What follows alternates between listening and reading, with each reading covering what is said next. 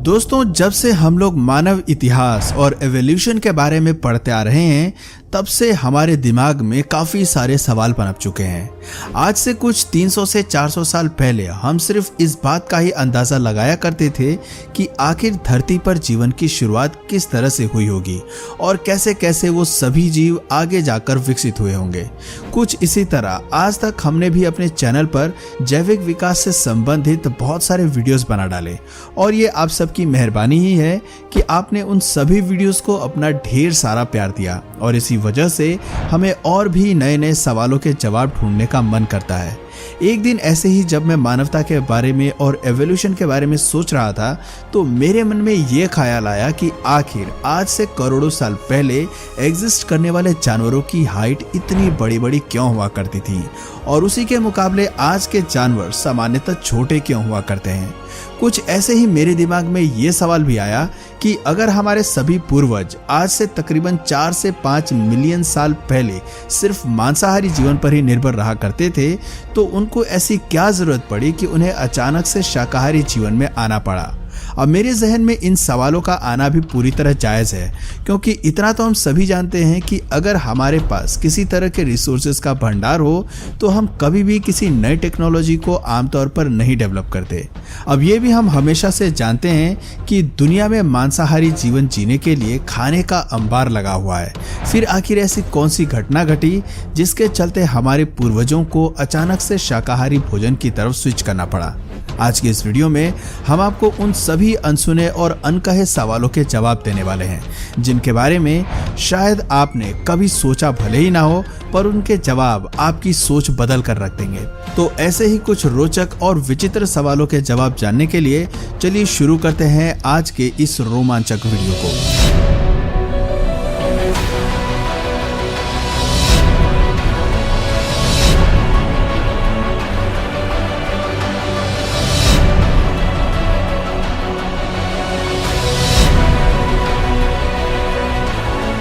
वैसे तो हम लोग हमेशा अपनी कहानियों की शुरुआत आज से तकरीबन 3.5 बिलियन साल पहले से करते हैं, जब जीवन का निर्माण होना शुरू हुआ था।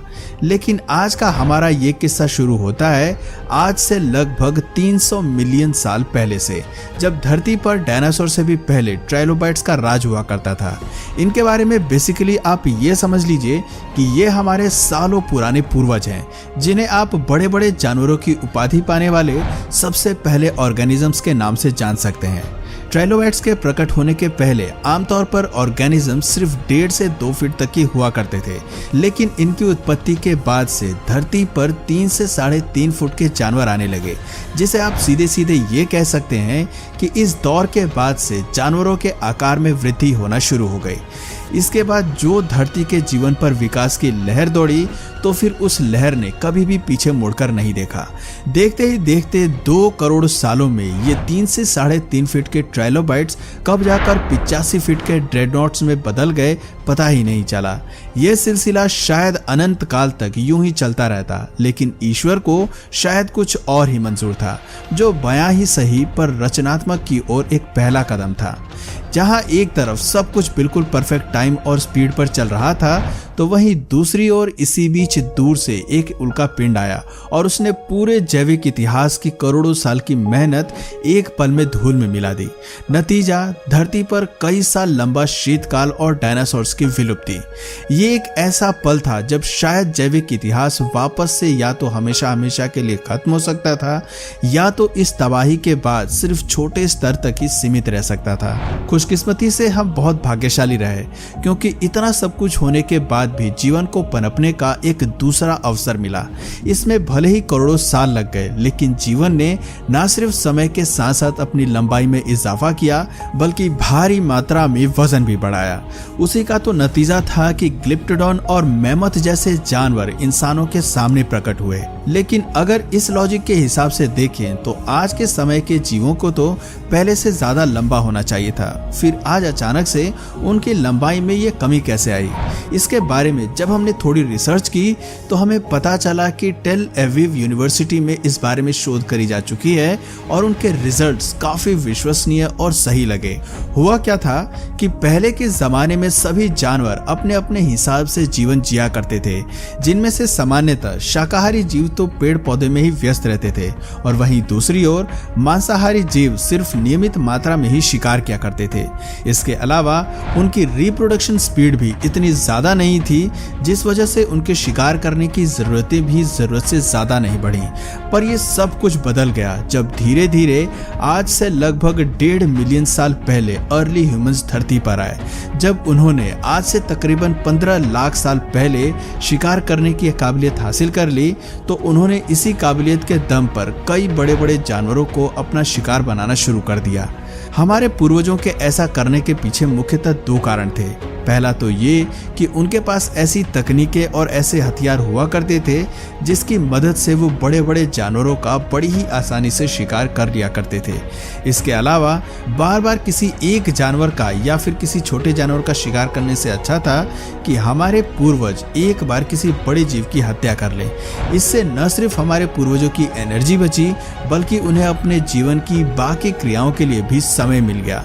अब इंसानों की उत्पत्ति के पहले क्या सिनेरियो था कि जितने भी जीव उस समय एग्जिस्ट करते थे वो एक नियमित मात्रा में ही रिप्रोडक्शन की प्रक्रिया को अंजाम दिया करते थे, जिससे कभी भी धरती पर इंस्टेबिलिटी नहीं आई। पर उन्हीं जानवरों के मुकाबले इंसानों ने अपनी जनसंख्या को बहुत ही ज्यादा तेजी से बढ़ाया, जिसकी वजह से न सिर्फ हमारी जनसंख्या में अत्यधिक वृद्धि देखने को मिली, बल्कि हमारी खपत में भी बहुत बड़ा उछाल आया। अब ज्यादा खपत का मतलब ज्यादा खाने का इंतजाम करना, और उस वक्त खाने का इंतजाम सिर्फ जानवरों के मांस के माध्यम से ही किया जा सकता था। इसी कारणवश अपना और अपने परिवार का भरण पोषण करने के लिए जहां पहले एक इंसान सिर्फ एक जीव का शिकार किया करता था, उसने धीरे धीरे अपने परिवार का पेट भरने के लिए 2 से 3 विशालकाय जीवों को एक दिन में मारना शुरू कर दिया। और ऐसे ही न जाने कितने हजारों जीव थे जिनका आकार आज के जीवों के मुकाबले बहुत ज्यादा हुआ करता था। पर क्योंकि हम इंसानों ने उन्हें इतनी अधिक तेजी से मारा कि धीरे धीरे उनकी जनसंख्या धरती पर कम होने लगी, और फिर एक वक्त ऐसा भी आया जब ये पूरी तरह से धरती पर विलुप्त हो गए। यही कारण है कि ज्यादा से ज्यादा जीव आज से तकरीबन 1.5 मिलियन साल पहले ही विलुप्त होना शुरू हो गए, क्योंकि दुर्भाग्यवश हमारे पूर्वजों ने ही उनकी हत्या के पैमाने को जरूरत से ज्यादा बढ़ा दिया। अब अगर विशालकाय जानवरों की जनसंख्या में कमी आ गई तो जाहिर सी बात है कि एक वक्त ऐसा भी आएगा जब इंसानों को पेट काटने की आवश्यकता पड़ी होगी और उनके डेली न्यूट्रिशन में कमी आई होगी। पोषण में कमी का ये असर इंसानों के अलावा जानवरों में भी देखने को मिला, और ये भी एक मुख्य कारण था कि धीरे धीरे जो जानवर पहले विशालकाय हुआ करते थे उनका आकार पहले के मुकाबले अब कम हो गया।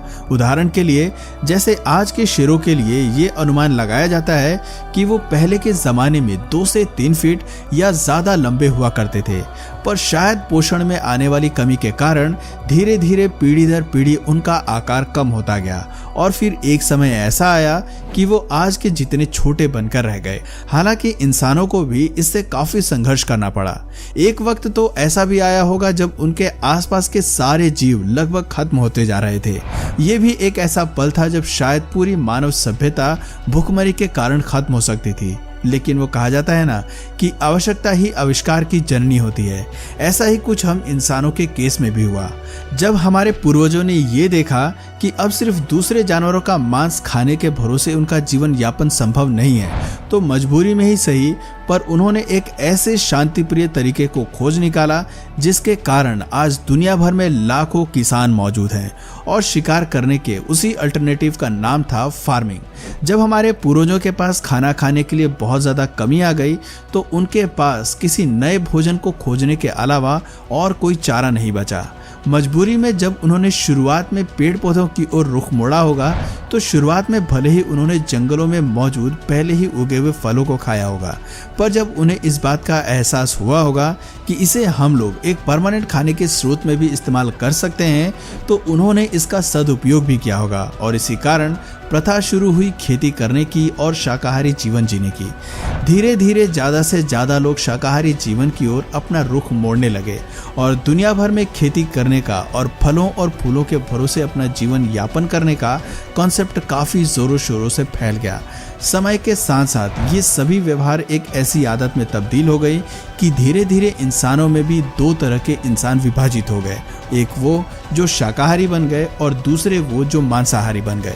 इसके अलावा खेती ही वो इकलौता माध्यम था जिसने हम इंसानों को जानवरों की ज़रूरत से रूबरू करवाया, क्योंकि जब इंसानों ने खेती करना शुरू की तभी उन्हें पता चला कि अगर हमें खेती को एक अलग मुकाम पर ले जाना है तो हमें गाय और कुत्तों जैसे जानवरों की बहुत ज़्यादा ज़रूरत पड़ेगी। ऐसा इसलिए क्योंकि जानवरों की मदद से जिस स्तर पर खेती की जा सकती थी वो केवल इंसान के बल पर उस स्तर पर खेती कर पाना असंभव है। बस ऐसे ही धीरे धीरे कुछ बदलाव आते गए, कुछ निर्माण होते गए और देखते ही देखते एक के बाद एक आज हजारों ऐसी खेतियां हैं जो पूरी धरती के हर कोने पर की जाती है। कौन सोच सकता था कि ये आपदा इंसानों के लिए खाने के एक नए अवसर को जन्म देगी। और बस कुछ इसी तरह जन्म हुआ इंसानों के आधुनिक युग का। तो दोस्तों आज की वीडियो में बस इतना ही है। अगर ये वीडियो आपको पसंद आया और आप चाहते हैं कि मैं इसका नेक्स्ट पार्ट भी बनाऊं तो कमेंट में पार्ट 2 जरूर लिखिए। और अगर इस वीडियो से आपको कुछ नया जानने या सीखने को मिला या फिर इंटरेस्टिंग लगा तो प्लीज़ इस वीडियो को एक लाइक करके अपने फ्रेंड्स और फैमिली में इसे ज़रूर शेयर करें। और यदि आप इस चैनल पर नए हैं तो प्लीज़ इस चैनल को सब्सक्राइब करके बेल नोटिफिकेशन आइकन को ऑन कर लीजिए ताकि हमारे आने वाले वीडियोस आप मिस ना करें। मिलते हैं फिर किसी वीडियो में नए टॉपिक के साथ, तब तक के लिए नमस्कार।